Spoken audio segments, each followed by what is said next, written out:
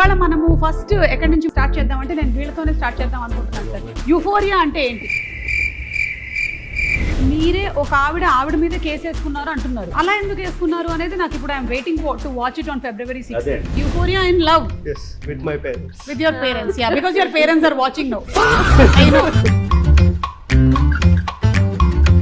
ఆ ప్రేమలో పడినప్పుడు ఉండేటువంటి ఫీలింగ్, భూమిక గారి పాట నువ్వే మాయ చేసావు గాని, నువ్వే మాయ చేసావు గాని, ఓ మనసా చెప్పమ్మా నిజాన్ని.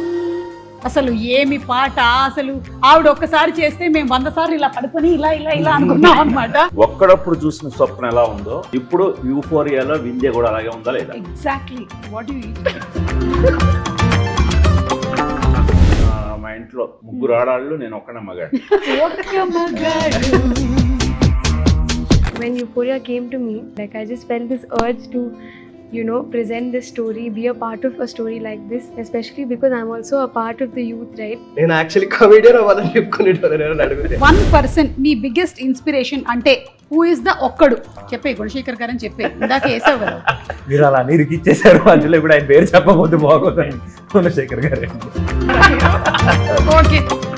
కోపం అయితే ఏదో నేనే నేను కుదురుకున్నాను అసలానే ఎదవను నేను. ఐ థింక్ మీరు చాలా బ్యూటిఫుల్ కాన్సెప్ట్ ని తీసుకొని వస్తున్నారండి.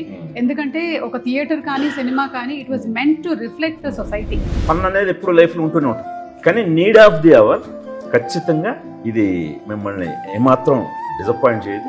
I think the whole film for me is like something that I'll take back for a long time. Impactful cinema చూడాలంటే ఖచ్చితంగా రావాలి. మీరు ఎప్పుడు మీ పిల్లలతో చూస్తున్నారు?